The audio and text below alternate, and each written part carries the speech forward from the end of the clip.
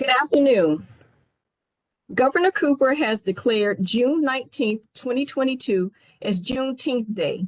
OSHR is excited to celebrate this afternoon with our guest speaker, Dr. Barbara Krautenheimer, PhD, Professor of History and Dean of the College of Humanities and Fine Arts at the University of Massachusetts Amherst, as she uses historical photographs and documents to explore this fascinating time in history as African American women and men reveled in their freedom and U.S. citizenship. Before we go further into today's program, I would like to do some housekeeping. As always, keep your microphones on mute throughout the entire session. Please send all of your questions to the chat room. The chat room will be monitored and we will work to make sure all of your questions are answered in an orderly fashion. This session will be recorded and you will be able to view this program later on demand. Speaking of on-demand recordings, you will be notified soon of this program's availability and all of May's programs when they are ready to be viewed. July will be a busy month, and we are pleased to announce the following upcoming programs. July 7th, Crown Day, and the ADA celebration will be on July 19th. We look forward to seeing you there. I'm going to turn the program over to Gina Streety, and she is going to introduce today's speaker. Gina?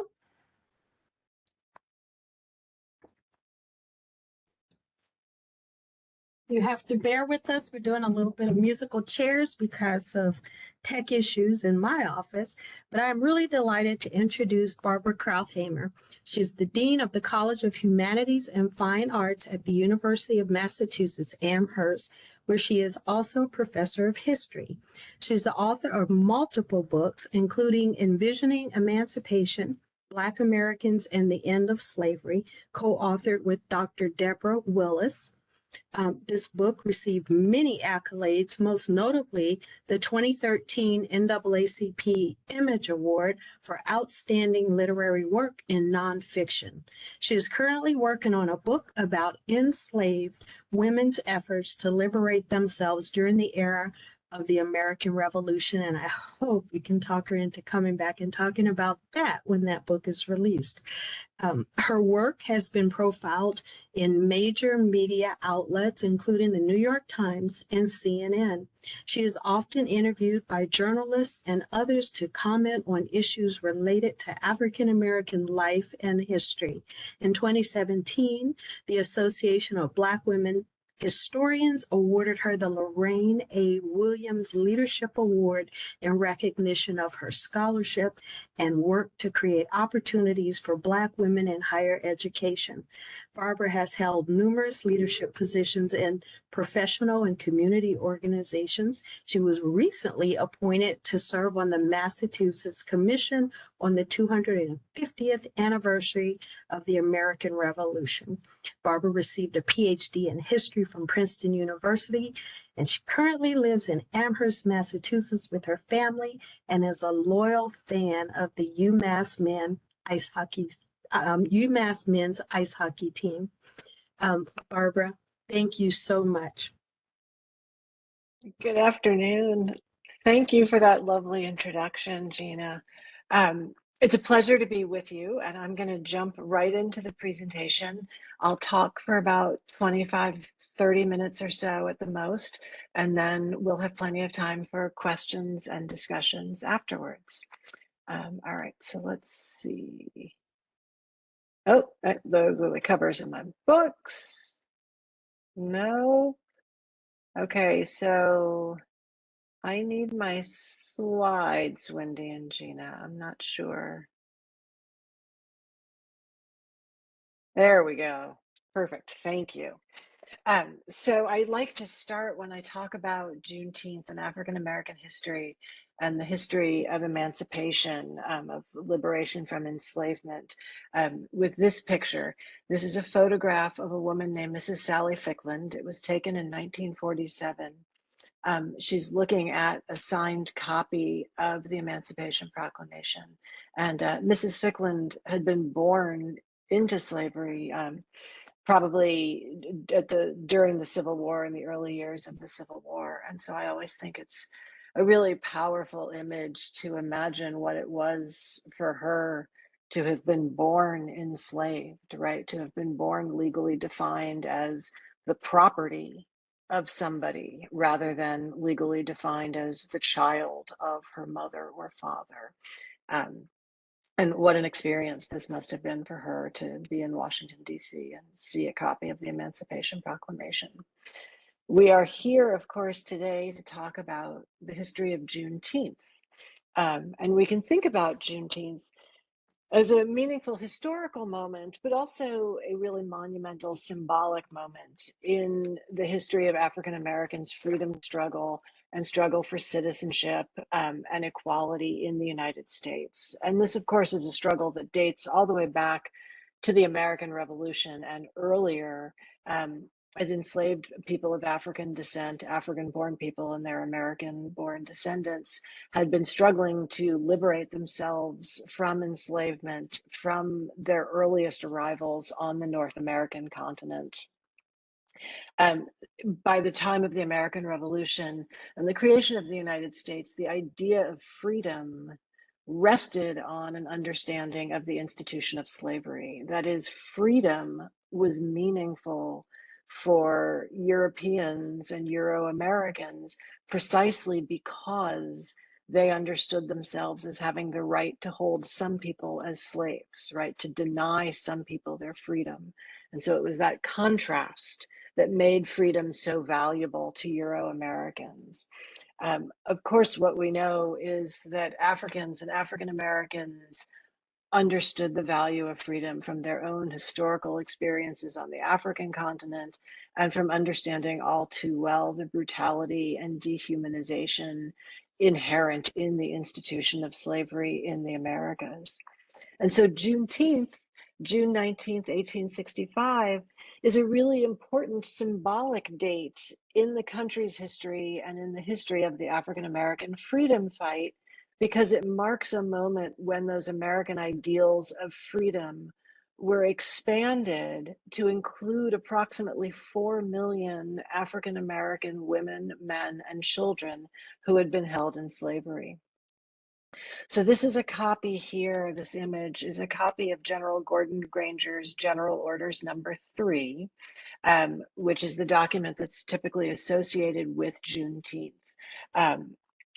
Union forces had arrived in Galveston, Texas earlier in the month of June.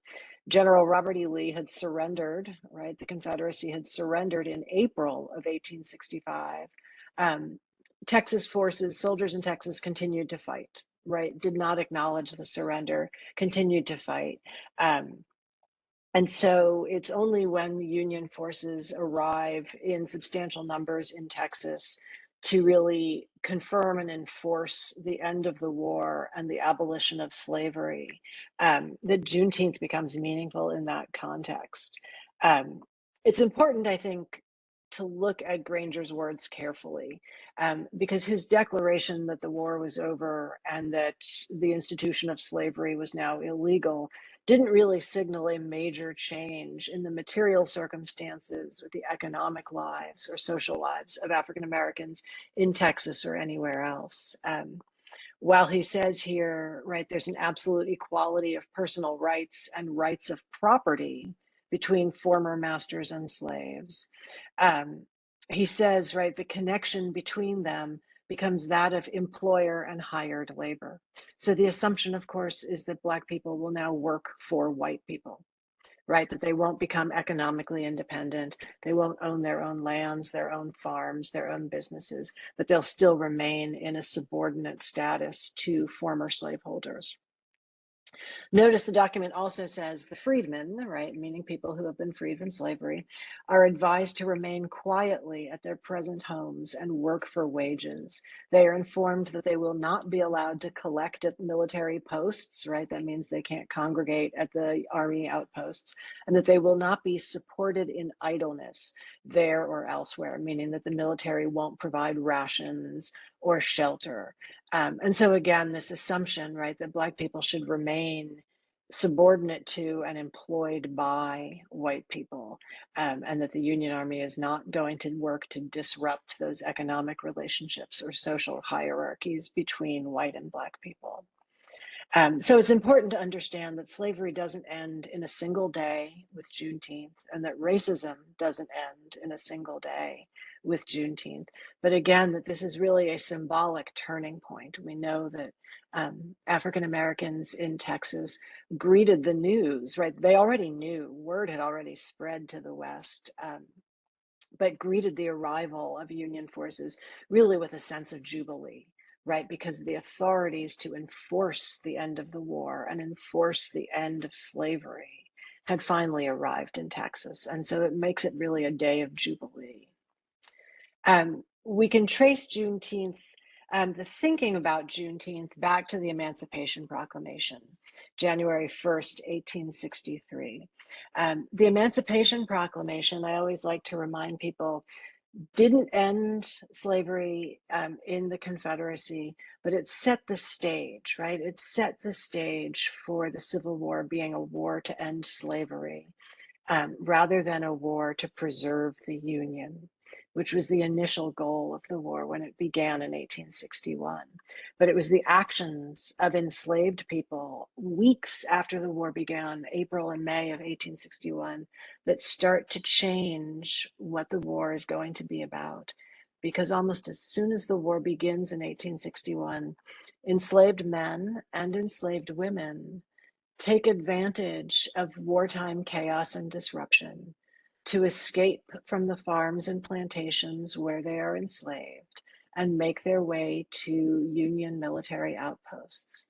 And Union soldiers, starting in Virginia, Union officers refused to return these enslaved people who had liberated themselves. The Union officials refused to return them to the slave owners who were claiming them as property, refused to return them to Confederate masters. And that's what starts early on, right? It's Black people's actions on the ground that start early on this understanding that this is going to be a war to end slavery. So by 1863, Abraham Lincoln signs the Emancipation Proclamation, which says, right, persons held as slaves in any state or part of a state that's still in rebellion. So that means any place in the Confederacy that has not already been defeated by the Union Army, that enslaved people in those locations will become free when Union military forces take control. So it sort of sets the stage for the Union Army to become an army of liberation. And again, largely in response to the actions of Black people, men and women, who have been pushing for this since the war began.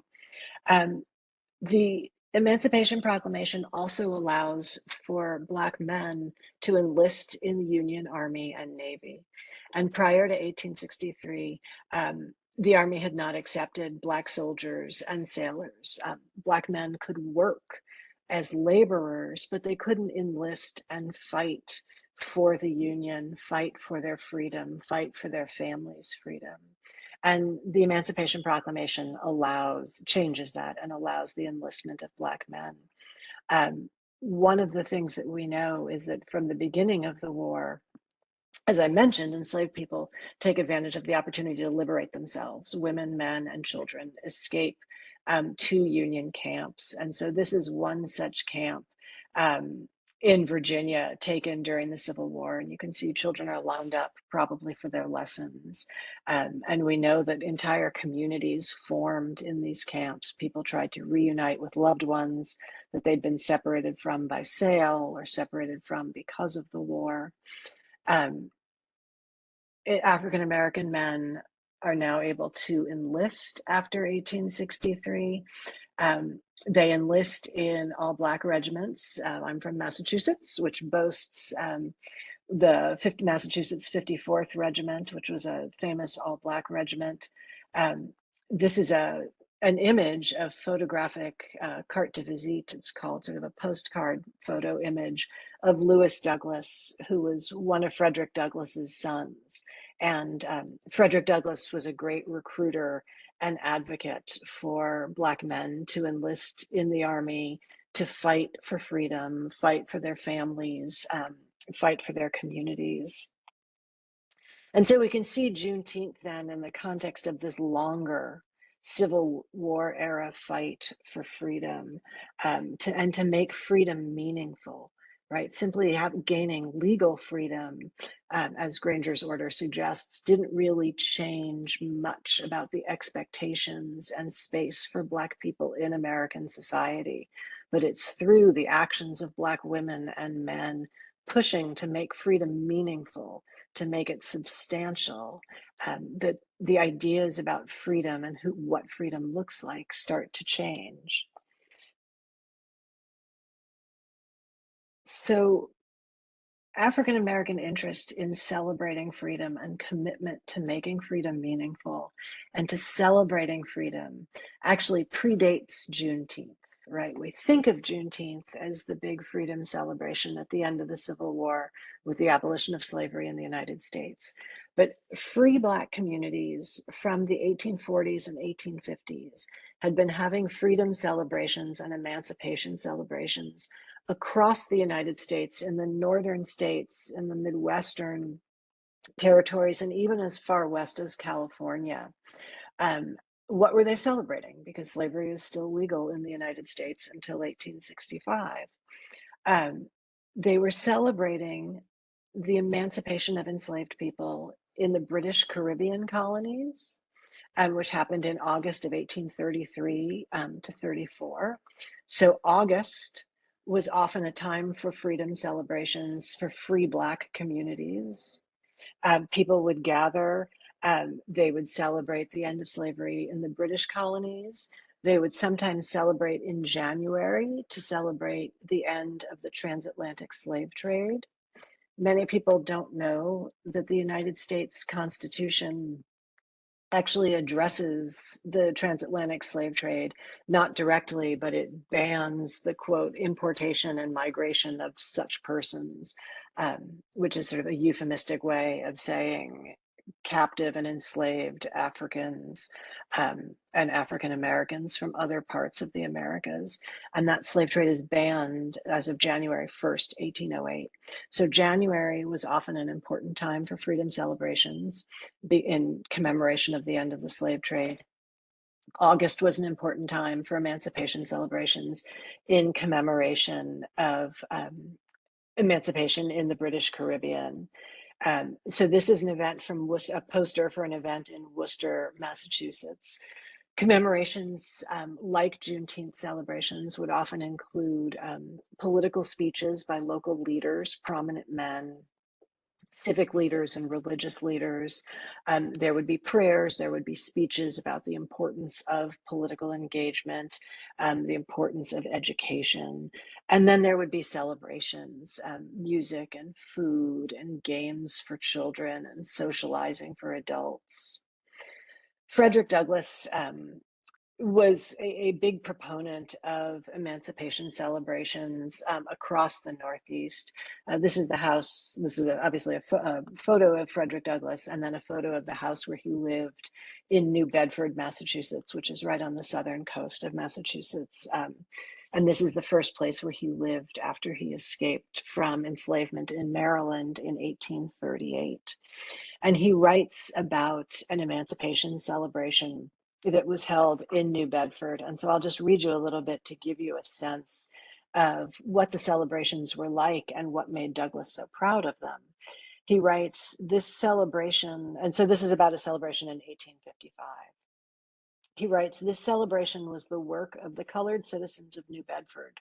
White friends sympathized with them and rendered material aid, but the celebration and all its belongings were the work of the colored people of that city. And then Douglass goes on to talk about the processions and the parades. So fraternal organizations, young men in fraternal organizations would parade, they would have bands. And so he says, there are two colored military companies, the National Guards of Providence, right? So these are Black men's fraternal organizations. Each company had its band of music, he writes. And then Douglass goes on, and he's especially taken with what he describes as, quote, a beautiful feature in the procession was the Sabbath school belonging to the Third Christian Church of New Bedford. Most of these children were not only neatly, but elegantly attired. The girls especially made a handsome appearance, adorned with wreaths, chaplets, and showy ribbons that were woven together with beautiful flowers. So you get a sense from Douglass's description of these early emancipation celebrations about what an important community event it was for Black communities, right? That it was a way to show the strength and cohesion of Black communities, and also a real sense of pride and beauty, right? That people are dressed in their finest clothes, that they've taken attention, paid attention to every detail, and that it's something that Black communities have organized for themselves, that they've welcomed white friends, but that this is really the work of Black communities celebrating and showcasing their intellectual and political and community engagement. And so after the Civil War ends in 1865, after General Granger arrives in Texas, across the country, Black communities, north, south, east, and west, continue to have these kinds of emancipation celebrations. They're now celebrating emancipation and the end of slavery in the United States, as well as in the British colonies. And before Juneteenth became widely known as it is now, these celebrations were often called Day of Jubilee celebrations or emancipation celebrations. And through much of the 19th century, the timing still varied. Sometimes they were held in August, sometimes again they were held in January, now to commemorate the Emancipation Proclamation, which went into effect January 1, 1863. Sometimes they were held in April to mark the end of slavery in Washington, D.C., the nation's capital, or to mark April 9th, General Lee's surrender of the Confederacy.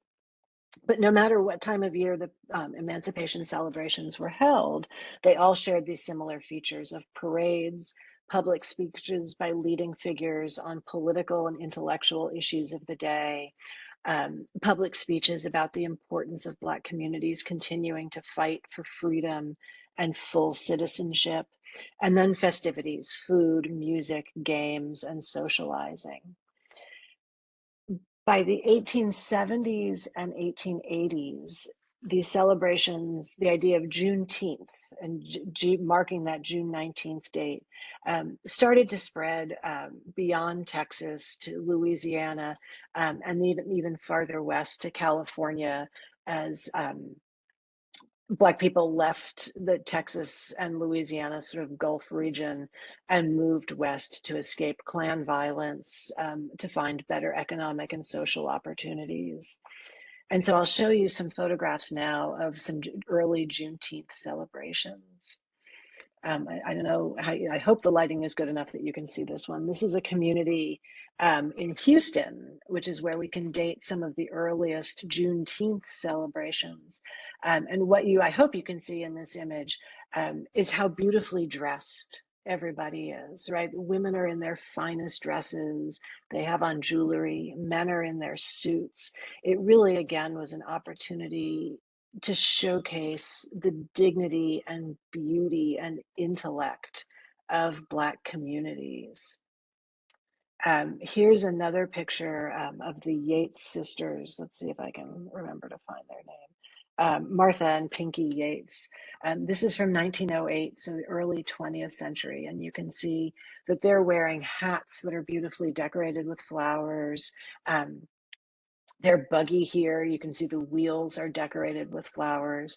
And so again, this idea of celebrating Black beauty and pride and strength is really important in these early Juneteenth celebrations. The other thing to know about Juneteenth, as it originates in places like Houston, Texas, and Austin, Texas, is that many of the public parks and public facilities, town halls, lecture halls, where people might go to hear a public speaker, or parks where people would gather at the end of a parade, or even roads, were segregated and were often inaccessible to Black members of those cities and those communities. And so the community in Houston responded by pooling their resources to purchase land to create a park that they call Emancipation Park. And that then was the park where Black people and the Black community could go and have a Juneteenth celebration. And so I think that really underscores the meaning of Juneteenth as a place, as a moment that's created really by Black people to celebrate Black people. These are some other images. This is another parade from Houston, and you can see the wagon is decorated this time. And often schools, again, and civic organizations, fraternal organizations, sororal organizations would have wagons that they would decorate and ride on. And this is obviously a 20th century parade, a slightly more modern version of a Juneteenth parade. This is an image from Austin, and in Austin, Texas, a very similar story where the Black community in Austin pooled its resources to buy parkland, to buy land that could be a park for Black communities, because other public spaces and public parks in Austin didn't allow Black people to use public space, even though they were free, even though they were citizens. The laws and customs of segregation barred Black people from parading in the streets and celebrating in public parks. So they created their own. And so here's the band from an Austin Juneteenth celebration. I think it's important also to note that you can see the American flag in the background. And part of these freedom celebrations, again, were really rooted in this idea of the importance of fighting for meaningful freedom and citizenship rights in the United States, and asserting that African American history really is a core component of the history of the United States. So this is another image from an Austin Juneteenth celebration. And it's important to remember, of course, that so many of these celebrants are people who had been born enslaved and had lived to survive enslavement and to see the dawn of freedom and the abolition of slavery in the United States. This is a church, a Black church, an AME church in Boston. And again, Boston, where people like Frederick Douglass, Harriet Jacobs from North Carolina originally, spent a good deal of time in Massachusetts, in Boston, and also in New York, in Rochester, New York, and was another location where there were many emancipation celebrations, even after the Civil War. And so while in the North at this time, they weren't called Juneteenth celebrations, the idea was still very much there of commemorating that abolition of slavery and keeping alive that flame of fighting for a meaningful freedom. These are images from St. Augustine, Florida. Again, one of the oldest locations in North America where Black people have lived from the colonial period to the present day. This is a young couple at a parade in Florida. And again, you can see, right, the American flag features prominently. And so I think as we understand Black history, to really understand the commitment of earlier generations back to those generations who survived enslavement, of insisting on their rights as American citizens, as people who had built the country, helped build its economy, and really wanting to claim now those rights and privileges of American-born citizens. I'm going to end in a couple of minutes with just two more images from Virginia. This is a picture of a multi-generational family standing in front of a storefront, presumably a store that they own in Richmond, Virginia, in 1888. And of course, Richmond is an important location because it was the capital of the Confederacy.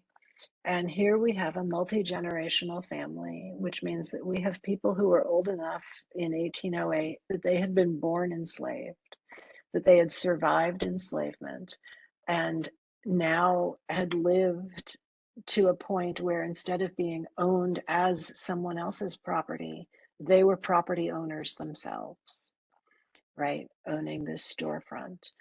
They'd also lived long enough to see younger generations born into freedom, During slavery, children who were born to enslaved women under the law inherited their mother's legal status, right? So no matter who the father was, the child inherited the mother's legal status. So if your mother was enslaved, you were born enslaved, which meant that legally you were defined as the property of the person who owned your mother. You were not legally understood as your mother's child or your father's child or your grandmother's grandbaby. Those family connections weren't recognized by law, right? By law, a baby was born as somebody's property. So with that in mind, we can imagine how powerful it must have been for a family like this one to celebrate Emancipation Day. And you can see here in the middle, there's a banner with Abraham Lincoln painted on it or printed on it. This is an Emancipation Day parade celebration. And you can imagine how meaningful it must have been for the older members of this family to know that these children, this little one here, and there's a woman here in the background holding a baby in her arms. And there are actually two blurry figures on either side here that are actually children who are moving, which is why they're blurry. How meaningful it must have been to the older men and women in this family to know that these children were born free, that they were born as their parents' children. They were not born as someone's property. I want to end with this image, which is another parade, also in Richmond, Virginia, this time in 1905, another Emancipation Day parade. By 1905 is the period of the height of lynching and Klan violence, right? That white supremacist terror against Black men and Black women. Thousands of people murdered, right, yearly. So to have an emancipation celebration on the streets of Richmond, to me, is, you know, such a symbolically powerful statement. You can see in this image again, people are dressed, young people and older people are dressed in their finest clothes. This is the parade, so they would likely be going to a public space, to a park, to hear speeches, and then to have festivities, to have a barbecue, hear music. And the newspaper accounts of this parade, talk about, right, the hundreds of people who were there, talk about the clubs and societies, the civic organizations, the men and women organizations that organized the parade. People came from all over. So it's in Virginia, but people come from Maryland, from Delaware, from Washington, from the Carolinas, right? It's really a collective event. Some of the newspapers, though, point to and hint at some of the tensions in Richmond, Virginia, and tensions of the time, which for me only underscore sort of the strength and significance of this gathering.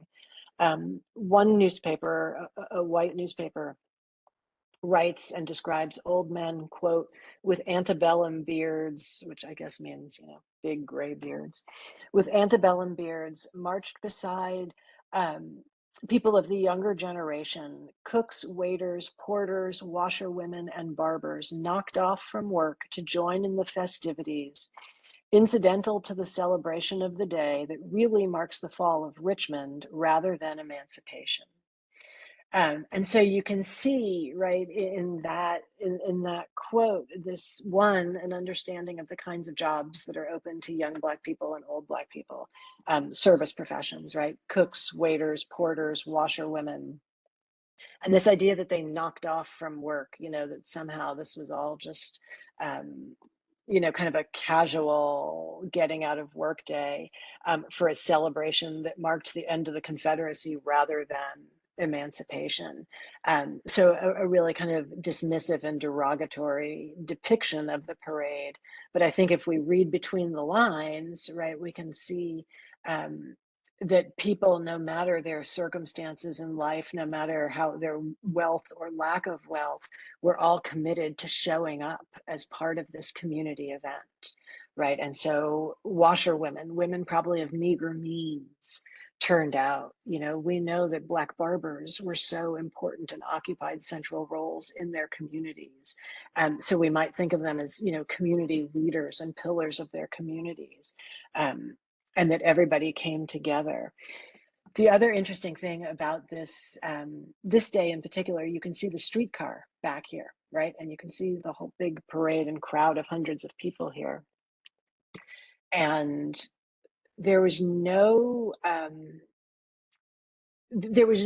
altercations between the white community that observed this parade and this celebration and the Black community that had organized and participated in it until the streetcar tried to get through the crowd.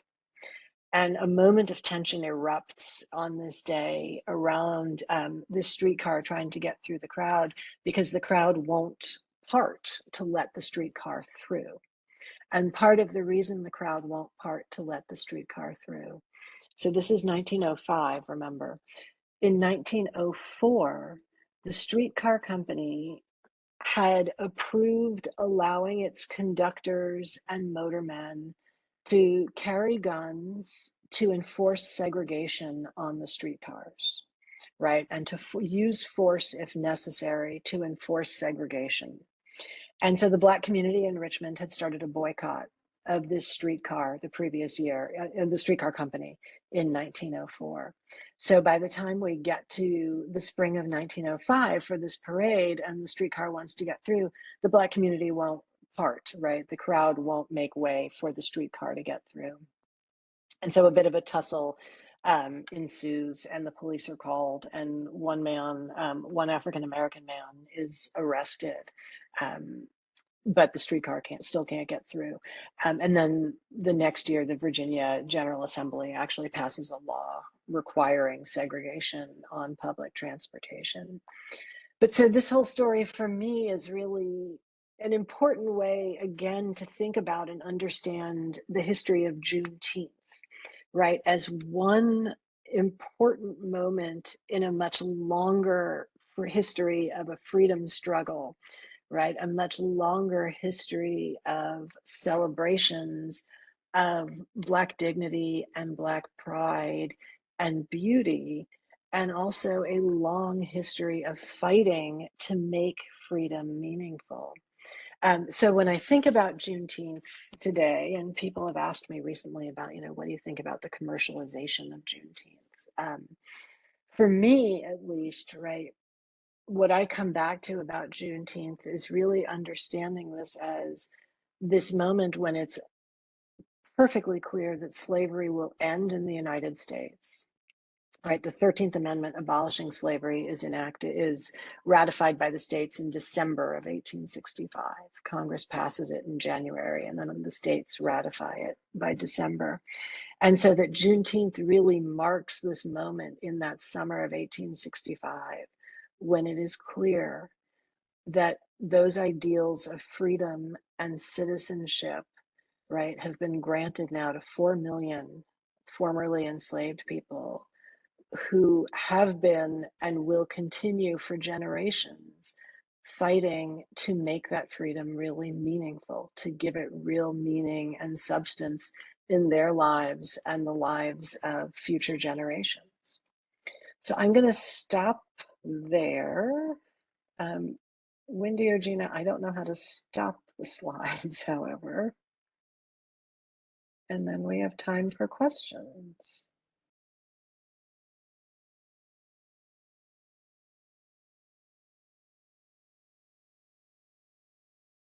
And I can look in the chat or. Okay, I'm ready to Okay. start the question segment. Okay. Thank you for being patient with me here. Oh, sure. All right, I have ended the part of your presentation. Okay. And we are now going to get some questions from the chat, and we do have a couple because your presentation was very, very informative. I really enjoyed those powerful images that you Thank you. captured and showed us today. Let's see. The first question is, let's check here. What comments would you have for those who feel Juneteenth as a holiday or a celebration isn't necessary and should be included in Black History Month? Oh, well, I think a recognition of Juneteenth is important, um, because the end of the Civil War is important, right? I think it is important, to recognize, right, that that's really a major moment in U.S. history. I think Black History Month is important too, when I think of the scholars who founded it. But I think both are important. I would have to agree with you on that because it seems like the period between when we had the Reconstruction period, it seemed like society as a whole was about being inclusive and adding newly emancipated slaves into society as full citizens. But then during that period, within the South especially, the change went back to um, white supremacist groups coming prominent and things changing. But during that time frame, you saw senators and congressmen, Yeah. and I saw a lot of advancement during that time frame. Would you like to expand on that and how it was connected with Juneteenth, and then you begin to see the shift in the celebrations? Sure. I No, I think you're absolutely right. There's that moment during Reconstruction, when it does seem, for this brief moment, that there really will be a change in. It's slow, right? I mean, it's certainly not immediate. That there could be a change, right? Not that there would be, but that there could be a change, um, in the social order and political order. And then that stops very quickly, right? And it stops when, the federal government backs away really from protecting Black people's rights, right? And when the federal government backs away, um, from enforcing, right, civil rights and equal rights, especially in the southern states, but all over really. Um, and so for me, at least, again, when I think about Juneteenth as a symbol, both as a historic date and as a symbolic moment, um, I think it's important to recognize, right, that there was a moment when there was real potential, for that kind of change, and it's important to celebrate. Yeah, I think. Yes, I would agree. Another question I have from the chat is when was the first Juneteenth celebration in North Carolina? Oh, I would look to you all to tell me. I'm not sure. What I do know is that there were emancipation celebrations, um, and I don't have a better word than reunions, but maybe gatherings or connections of formerly enslaved people in North Carolina gathered, right?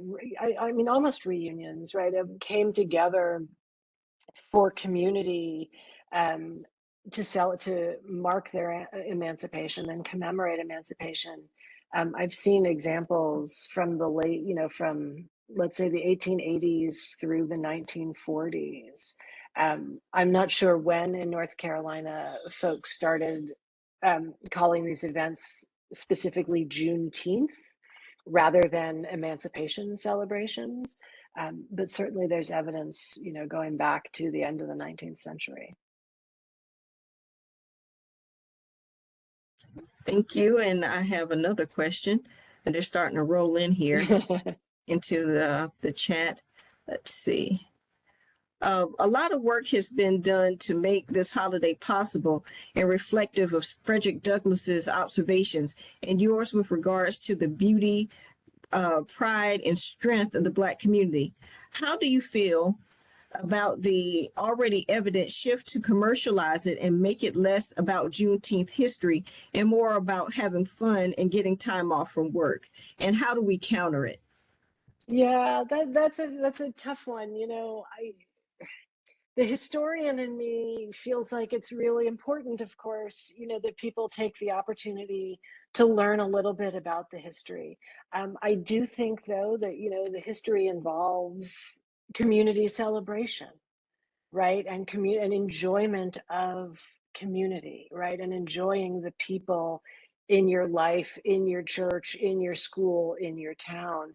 And and celebrating survival. And so on the one hand, the recent sort of extreme commercialization is disturbing. I suppose it's not entirely surprising.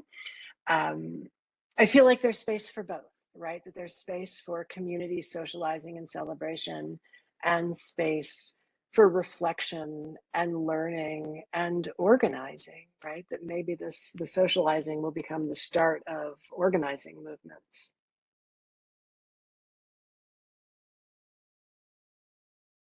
Yes, and I see here that people are saying that the photographs are beautiful and fascinating, and people are wondering if the old photos in their family are from Juneteenth celebrations.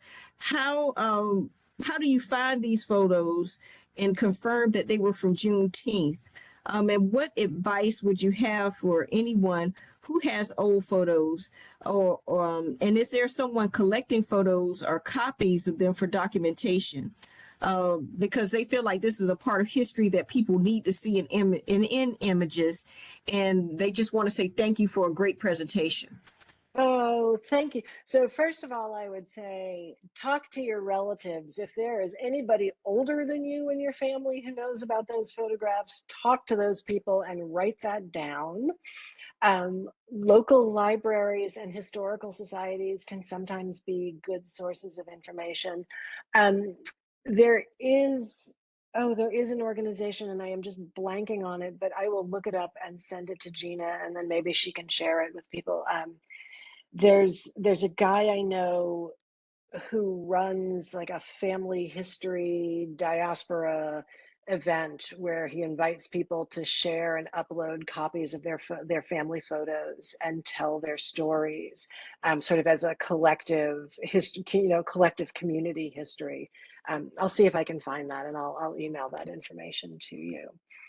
But it's great. Save those photos. When we did our book, Visioning Emancipation, that has about 150, 175 old historical photos in it, we looked in historical societies, university libraries, public libraries, and some private collections, but they really are gems. So save the photos and write down the family histories. And thank you for that information. And hopefully we'll be able to pass it on to people that will either see the on-demand viewing and or get the announcement about the rest of this presentation being available on demand. So we'll just add that to the information that we send out about the Juneteenth Lunch and Learn. You've highlighted the history of people demanding full rights and full citizenships in the country they built. Could you comment on the ways that we see this trend persisting today? Sure. Well, I think, some of the more visible ways that we've seen recently, right, were all of the protests after George Floyd was murdered.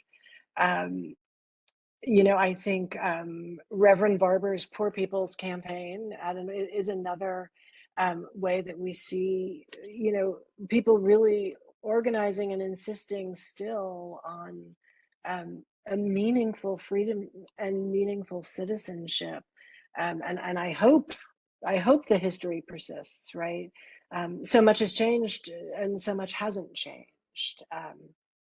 And so I think, and I think that's part of why Juneteenth rose to national attention so quickly in the recent past, was out of Black communities organizing and struggling in the Black Lives Matter, and the protests of the past few years, I think really brought these things to the forefront of a national conversation. I would agree. And we have a couple more questions. Okay. People are very intrigued by your presentation. Let's see here. Next question. Why is the title Black Slaves, Indian Masters for your book? Please tell me a little bit about this title. Oh, sure. So that book is a history of of African American enslavement of Black people who were owned as slaves by Native American masters.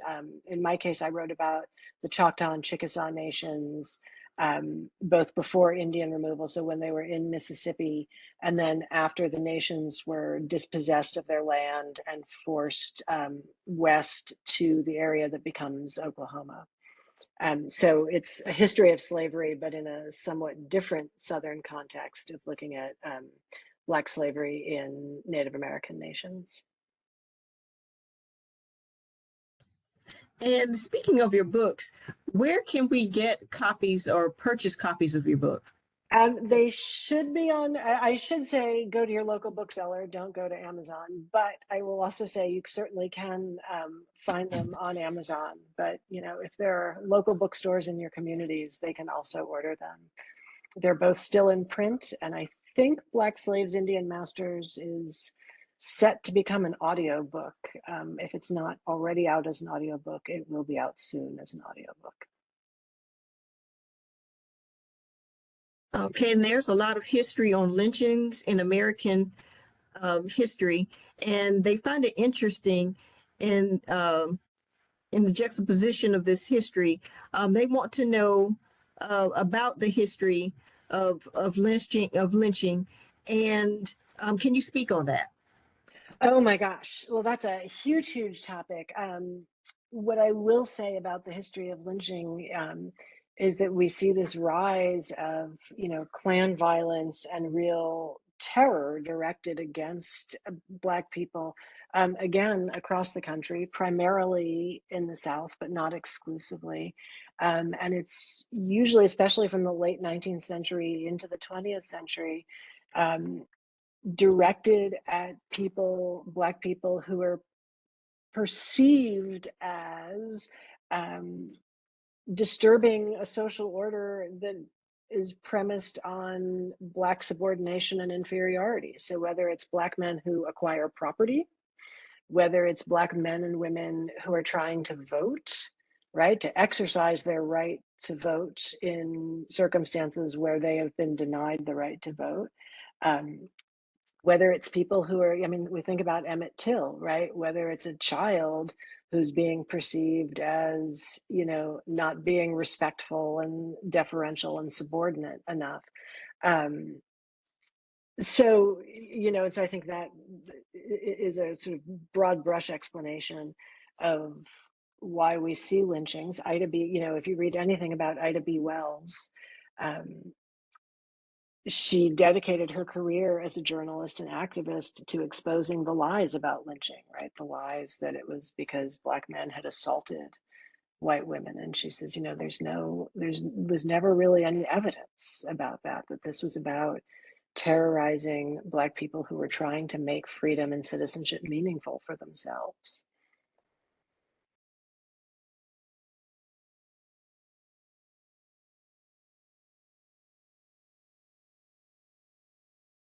I'm looking here to see if we have any other questions coming in from our chat room, and I'm looking here. Now, you were talking a lot about Frederick Douglass earlier in his participation in some of the Juneteenth celebrations or some of the celebrations in Massachusetts. Did he celebrate also in New York, or was it primarily in Massachusetts? I am sure he did celebrate in New York. I did not look for examples of that. You know, I will tell you in the book, in Envisioning Emancipation, we have a great early photograph from 1850 of him, not at a celebration, but at a conference where he's organized with some others. Protesting the fugitive slave law and the strengthening of federal laws protecting the institution of slavery. And we know he was in Rochester for quite some time, so I'm sure he had attended celebrations in New York as well as Massachusetts, and he traveled so widely. It's hard to imagine he didn't go to other locations.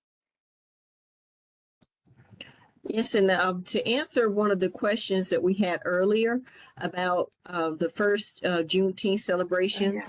in North Carolina, according to North Carolina uh, Department of Culture Resources website, the first celebrations of emancipation in North Carolina began as early as January the 1st, 1864.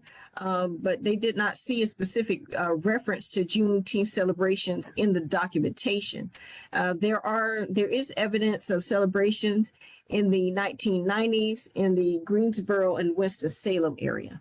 Ah, So okay. it seems like there was a little bit of a lull, and then they really started to come forth again in the 1990s in Greensboro and Winston-Salem. Got it. Thank you. Thank you to whoever looked that up.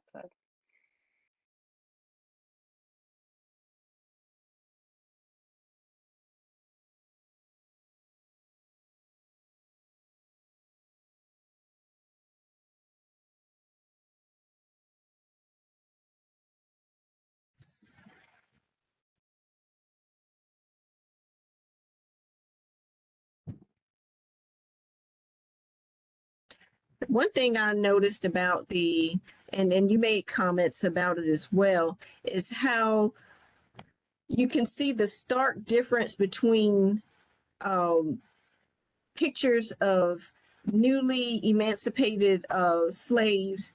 It seemed like they were always dressed in their finest attire in comparison to the way that they dressed when they were slaves. Um, was this and for a while it seemed to be that way, where as a society now we're more casual in our dress, but they seem to be very intentional of making sure that they were always dressed in their, I would guess you would say, Sunday's finest. Yeah. The connection that I just want to see your thoughts on the connection between that, between being a recently emancipated slave and then in comparison to being a slave, because I guess it just helped them with their overall self-esteem and also showed that, okay, I am a member of society, and I want to be regarded as such. I think you're absolutely right. And, the other thing that we know about the period of slavery is that enslaved people usually, right, were dressed in raggedy clothing anyway, but often, usually in clothing that was made from a very coarse cotton, um, clothing that was not dyed colors, um, to make people visually identifiable as enslaved people, right? So that if you tried to escape, right? If you were on the road at a time when you shouldn't have been on the road, you would be visually identifiable to another white person who, of course, would have the right to stop you and question what you were doing. So that being able to change your clothing as a free person, to choose what you wanted to wear, right? To wear fabrics that had color or patterns or adornments, right? Really was an important physical assertion of your identity as a free person, right? So it's also, I think, that break of being forced to wear um, a certain kind of fabric and a certain kind of clothing, and now having the choice to wear, what you felt good in and what you felt best represented you in, was really important. And this is probably going to be our last couple of questions here that we Okay. have. Um, and what is your wish for the future of Juneteenth? And what would you like to see? And what message would you have for parents and grandparents to share about Juneteenth with their children? Oh, that's a lovely question. I think what I would like to see for the future, is sort of as I mentioned before, of people taking this as an opportunity um, to engage in some sort of educational or reflection moment on African American history, and particularly the history of slavery and freedom. And I think, also to share with children and with family and communities, right, the strength and accomplishments and potential of our communities, right? And wherever that community might be, if it's in a civic organization, if it's just in your neighborhood, if it's in a church, if it's in a school, a sorority, a fraternity, right? That there is a really important history and legacy that we should celebrate, and that we should learn about the hard parts, and also celebrate um, celebrate the survival and resilience and beauty of Black history. We will definitely celebrate the beauty of Black history, not only during Juneteenth, but every single day, because it is, we as African Americans, as Black Americans, are a part of society, and should definitely celebrate each and every day our diversity and contributions to society. And on behalf of the state of Office of State Human Resources, I would just like to thank you today for coming and giving your presentation today. And it was very informative, and I'm going to send out the additional information about your books as well. And we just look forward to hopefully having you to come discuss your new book that will be coming out soon. But we definitely appreciate having you here today, and we're going to continue to celebrate Juneteenth throughout this month and also throughout the year. And thank you so much for those beautiful pictures. Thank you. It was my pleasure. Thank you for inviting me. Thank you. And this will conclude our presentation for the day. Thank you.